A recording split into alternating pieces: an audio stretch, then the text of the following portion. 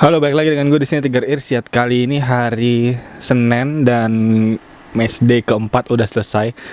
Match day kelima udah selesai, dan dimana match day kelima ini bener-bener gacor banget ya untuk poin yang bisa didapat ya, dan juga banyak banget pemain-pemain yang emang sesuai dengan prediksi, dan juga tim-tim yang menang ini sesuai prediksi. Jadi nggak ada kejutan tentunya di babak quarter final kemarin. Dan tentunya kali ini kita langsung masuk aja untuk di babak semifinal match day ke-6 untuk Fantasi Euro 2020. Let's go.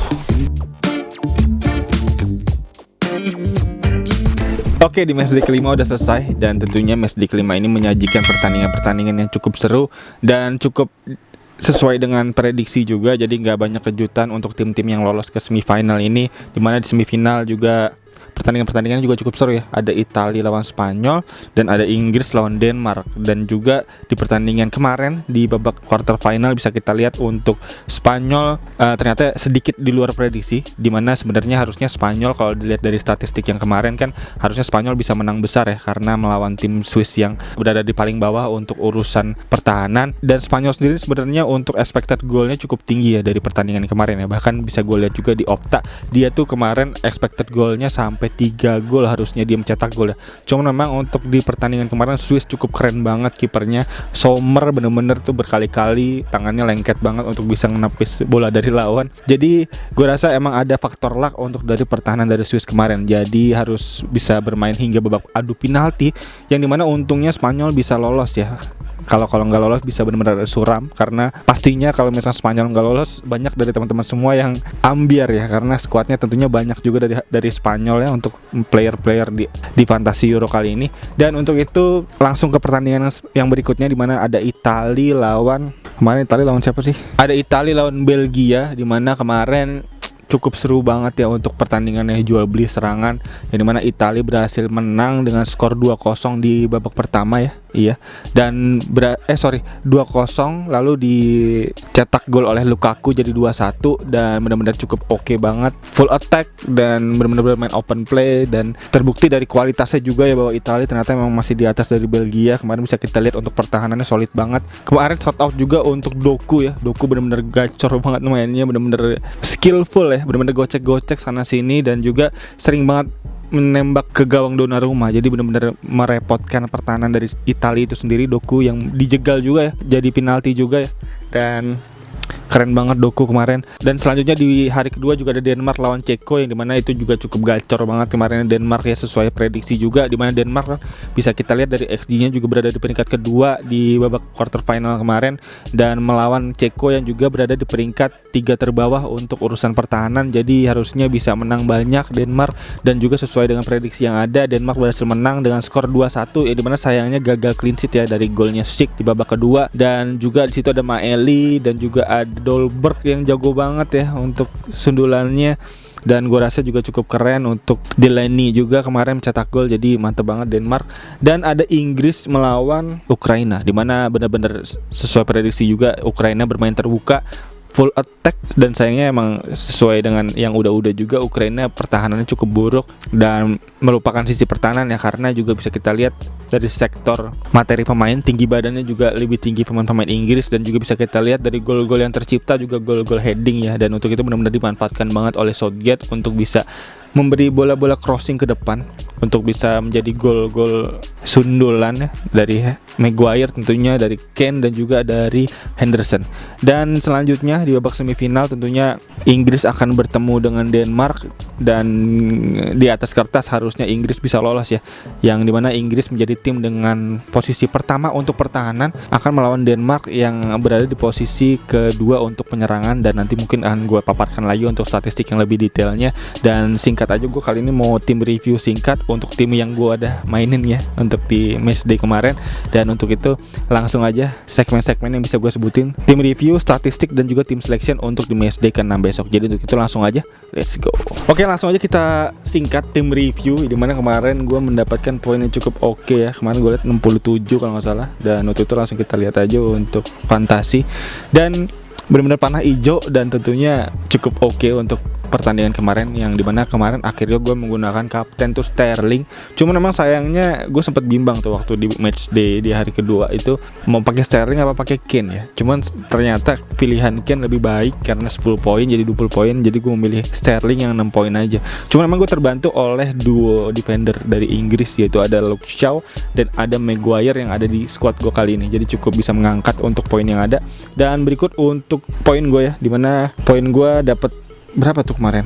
My team ya 67 poin, dan tentunya cukup gacor ya, dimana akhirnya gue ganti Berardi, Morata, Sarabia gue ganti semua karena poinnya juga nggak cukup bagus, masing-masing 1 poin ya, dan Berardi bahkan 0 poin, dan Donnarumma juga 2 poin gue ganti dengan Schmeichel yang 3 poin. Ini dimana sayangnya gagal clean sheet, yang dimana gue harapin kemarin tuh Denmark harusnya bisa clean sheet ya, dan bisa mempatin gue karena gue menggunakan 3 defender dari Denmark yang dimana 12 poin hilang gitu aja dari goal kick jadinya. Dan langsung kita lihat untuk liga-liga yang gue ikutin, gue panah hijau tentunya, alhamdulillah ya, dan cukup oke juga panah hijau. Dan untuk total overall rank gue ada di angka 45 ribuan ya, jadi top 45 ribu, top 50 ribu, mantap, cukup oke. Dan di Indonesia peringkat 895, mantap jiwa.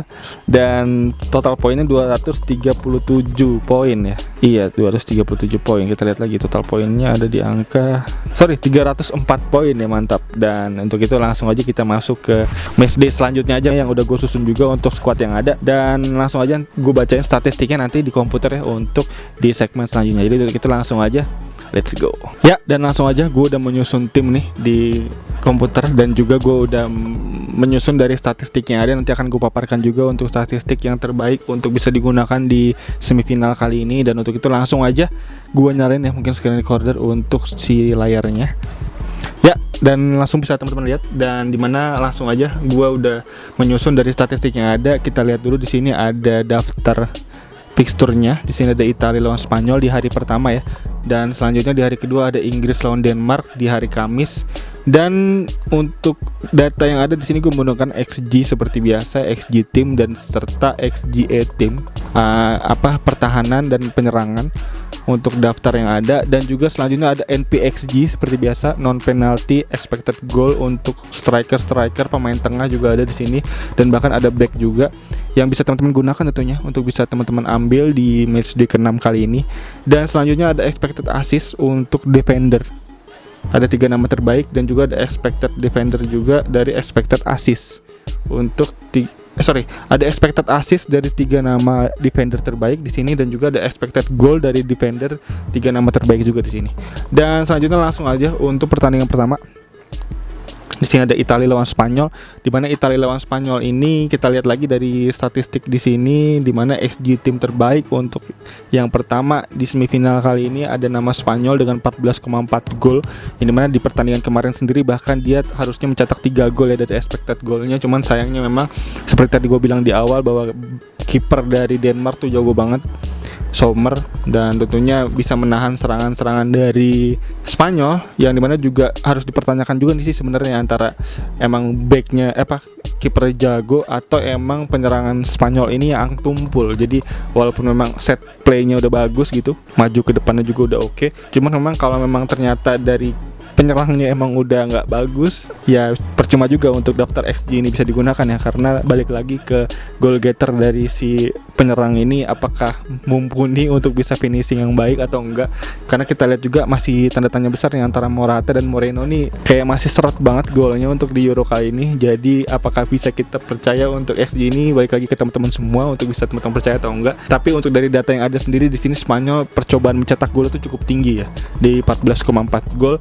Dan nomor 2 di sini ada Denmark dengan 9,1 gol, dan ada Italia 8,4 gol, dan ada Inggris yang 5,0 gol. Dimana Inggris paling kecil, yang sebelum pertandingan kemarin bisa kita lihat ya di babak fase grup sendiri dia benar-benar irit golnya ya. Dan semenjak masuk ke fase knockout, Inggris kayak punya tenaga baru, punya jiwa baru, dimana dia berhasil mencetak gol yang cukup banyak kemarin, 4 gol juga bahkan di pertandingan terakhir. Jadi harus kita perlu lihat lagi untuk di babak knockout sendiri. Kalau kita pisahin datanya, sebenarnya Inggris lebih oke ya, lebih gacor ya untuk daftar XG-nya harusnya. Dan kita lihat lagi dari XGA timnya di semifinal ini, yang paling bagus untuk pertahanannya di sini ada Inggris dengan percobaan gol dari lawan 3,1 gol aja. Jadi nggak banyak, dan ini benar-benar di atas jauh ya dari statistiknya untuk aktual gol ya, karena si Inggris ini belum pernah kebobolan sama sekali. Dari expected kebobolan 3 gol ini benar-benar 0 golnya, artinya emang defendernya cukup gacor ya untuk si Pickford dan Maguire dan Stone ini padu banget untuk di belakang. Dan juga di nomor 2 ada Italia, di mana Italia ini baru kebobolan 2 gol dengan expected kebobolannya 3,8 gol, jadi hampir setengahnya dari expected yang ada. Dan juga Italia ini gue rasa cukup oke juga pertahanannya, karena bisa kita lihat juga si Bonucci dan si Chiellini ini benar-benar padu ya, bisa kita lihat ya untuk pemain 2 senior ini bisa mengangkat mental tim juga. Dan juga kemarin bahkan bisa kita lihat untuk Belgia sendiri mencetak golnya juga dari titik putih penalti, jadi bukan dari set open play juga. Jadi harus kita masih percaya ini untuk back-back dari Italia bisa gacor tentunya, dimana ditambah lagi dia akan melawan Spanyol yang harus dipertanyakan untuk penyerangnya ini, untuk finishingnya. Jadi kayaknya peluang bagus untuk clean sheet untuk Italia untuk dari statistik yang ada. Dan selanjutnya nomor 3 untuk pertahanan terbaik di sini Denmark dengan 4,4 gol aja, yang dimana Denmark sendiri kemarin berhasil menahan Ceko dengan skor 2-1, yang dimana agak clean sheet juga sebenarnya, cuman memang dari segi permainan cukup kuat dari Højbjerg dan kawan-kawan, dan belakang juga cukup tinggi-tinggi ya, yang dimana besok kan Denmark lawan Inggris, yang dimana Inggris bisa kita lihat untuk 3 gol kemarin kan dari sundulan ya. Dan berarti artinya untuk pertandingan melawan Denmark ini menjadi PR yang cukup gede juga nih untuk mencetak gol nih, karena back-back dari Denmark ini kan tower tiang ya. Di situ ada Vestergaard, di situ ada Christensen dan ada Kjaer yang gue rasa cukup oke untuk heading interceptnya. Jadi harusnya ini artinya pertandingan Denmark lawan Inggris harusnya 0-0 dan adu penalti ya untuk statistik yang ada ya. Dan untuk itu kayaknya perlu kita ambil nih pemain-pemain belakang nih dari kedua tim ini, karena peluang clean sheet-nya cukup gede dari kedua tim ini, dari Inggris dan Denmark ini. Dan juga selanjutnya yang terakhir ada Spanyol, di mana Spanyol jaraknya cukup jauh dengan total expected kebobolannya 6,2 gol ya. Dan tentunya bisa kita lihat juga dari banyaknya blunder yang dilakukan Spanyol di lini belakang, yang gue rasa terlalu sering bermain-main di belakang gitu, jarang sekali untuk bisa langsung bola buang gitu. Yang bisa kita lihat juga dari Italia kan untuk bola-bola tanggung dia nggak berkompromi dan nggak mungkin tiki-taka di belakang juga, nggak main-main di belakang, jadi langsung buang-buang ke depan, buang out. Jadi harus Spanyol nih harus dipertanyakan nih untuk defense-nya juga nih, dimana Spanyol ini pertahanannya agak kurang baik sebenarnya. Dari bisa kita lihat dari pertandingan sebelumnya di daftar XG tim semifinal ini ada di peringkat keempat Spanyol. Jadi harusnya untuk Italia melawan Spanyol ini Italia harusnya bisa menang ya untuk dari statistik yang ada di sini. Dan untuk penyerangannya Italia juga sebenarnya nggak cukup bagus-bagus banget, hanya 8,4 gol. Jadi mungkin untuk Italia bisa menang di sini paling tipis ya, antara 1-0 atau mungkin 2-1. Jadi untuk prediksi dari statistik yang ada kurang lebih begitu untuk hasil dari pertandingannya. Dan selanjutnya kita lihat lagi dari nama-nama ini, di mana Italia lawan Spanyol bisa kita ambil pemain-pemain dari Italia untuk pemain depan.